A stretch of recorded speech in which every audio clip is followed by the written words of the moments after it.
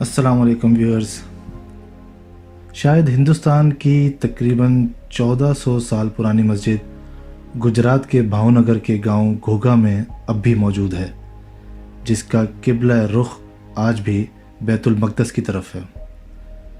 اس مسجد کی تعمیر انتہائی خستہ حالت میں ہے۔ مسجد کے اندر تقریباً 25 افراد ایک ساتھ مل کر نماز پڑھ سکتے ہیں۔ اس مسجد میں 12 ستون ہیں جن پر مسجد کی چھت بنائی گئی ہے۔ چھت کے اوپر گنبد اور مسجد کی دیواریں بھی کھدی ہوئی ہیں،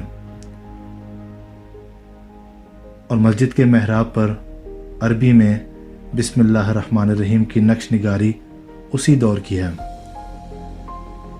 یہ شاید زمین پر اب ایک ہی مسجد ہو سکتی ہے جس کا رخ بیت المقدس کی طرف ہے۔ 7ویں صدی کے اوائل میں پہلے عرب تاجر سمندر کے رستے یہاں اترے اور پھر انہوں نے یہ مسجد بنائی۔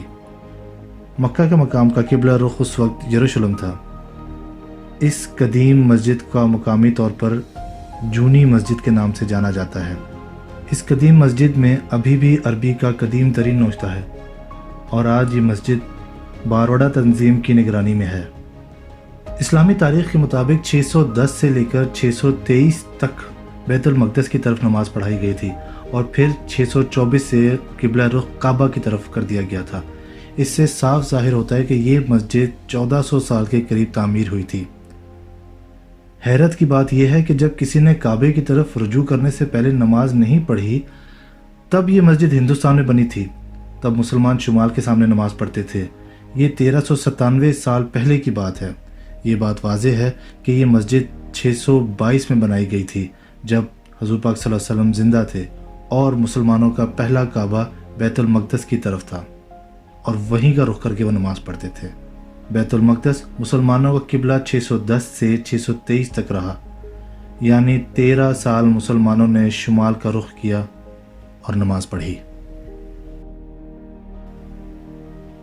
ویورز، کیا آپ جانتے ہیں کہ تقریباً 1 صدی سے ٹینس کا بال سفید یا کالے تھے؟ یہ 1972 میں بال کا جو کلر ہے وہ نیون رنگ میں چینج کیا گیا تھا۔ اس وقت Attenborough B B C کے لیے ایک اسٹوڈیو کنٹرولر کی حیثیت سے کام کر رہا تھا۔ 1960 کی دہائی کے آخر میں انہوں نے بی بی سی کے لیے یہ ذمہ داری سنبھالی تھی کہ شاید ٹینس ٹورنامنٹ کا سب سے نمایاں ومبلڈن نشر کیا جائے، جو پہلی بار رنگ میں تھا۔ ٹینس کو رنگین انداز میں نشر کرنے سے میچوں کو زندہ کر گیا تھا، لیکن اس نے اسکرین پر گیند کو ٹریک کرنا مشکل بنا دیا، خاص طور پر جب وہ سفید لائن کوڈ کے قریب پڑتا۔ چنانچہ انٹرنیشنل فیڈریشن ITF نے ایک مطالعہ کیا جس میں پتہ چلا کہ گھریلو ناظرین کو اپنی اسکرین پر دیکھنے کے لیے پیلے رنگ کے ٹینس بالز آسان رہیں گے۔ ایک سرکاری 1972 کے ITF قواعد میں تبدیلی کی ضرورت تھی کہ تمام ضابطے کی گیندوں کی یکساں سطح ہو اور وہ سفید یا پیلے رنگ کا ہو۔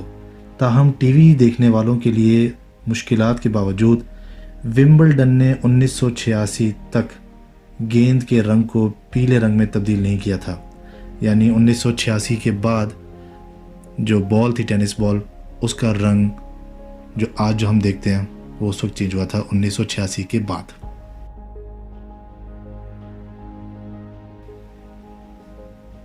ایک درخت کے اندر آگ جل رہی ہے۔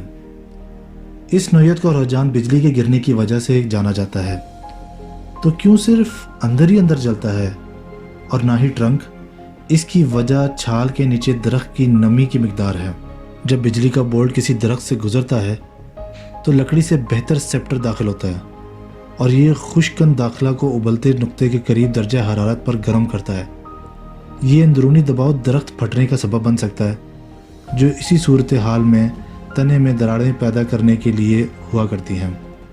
جب حالات خشک ہوں آگ تیزی سے پھیل سکتی ہے، لیکن اگر حالیہ بارش کے نتیجے میں درخت کا باہر نم ہو جائے، یہ خشکی کھوکھلی ہوئی ٹرنک کے اندر سے کبھی کبھار کئی دنوں تک دھواں مارتی رہ سکتی ہے۔ کیا آپ لوگ جانتے ہیں کہ اکثر الٹی کرنے سے پہلے منہ میں اتنا تھوک کیوں آ جاتا ہے؟ الٹی کرنا جسم کا جان بوجھ کر رد عمل ہے جو پیٹ اور غذائی نالی سے زہریلے اور غیر ملکی جسموں کو نکالنے کے لیے ایک صاف کرنے والا طریقہ کار کے طور پر تیار ہوا ہے۔ چونکہ معدے کا مواد انتہائی تیزابیت کا حامل ہوتا ہے، لہٰذا الٹی اکثر حلق، منہ اور دانت کے لیے کافی خطرناک بھی ثابت ہو سکتی ہے، اور تھوک اس کے اثر کو کم کر دیتا ہے، کیونکہ تھوک کمزور طور پر الکلائن بھی ہے جو تیزاب کو غیر مؤثر بنانے میں مدد کرتا ہے۔ تو اب آپ کو پتہ چلا کہ الٹی کرنے سے اکثر پہلے منہ تھوک سے کیوں بھر جاتا ہے، کیونکہ وہ تھوک آپ کی مدد کر رہا ہوتا ہے، جو الٹی آپ کے حلق اور آپ کے دانتوں کے لیے جو اس کا تیزاب جو نکل رہا ہے وہ آپ کے حلق اور آپ کے دانتوں اور آپ کے منہ کے لیے نقصان دہ بھی ہو سکتا ہے، تو تھوک اس اثر کو کم کرتا ہے۔ ہنری دی ایٹھ، ہنری ہشتم یعنی ہنری دی ایٹھ جو 37 سالوں سے انگلینڈ کا حکمران تھا، انگلینڈ کو کیتھولک چرچ سے الگ کرنے کے لیے مشہور تھا۔ وہ کیوں کرنا چاہتا تھا؟ اس لیے تاکہ وہ اپنی دوسری بیوی این بولین سے شادی کر سکے۔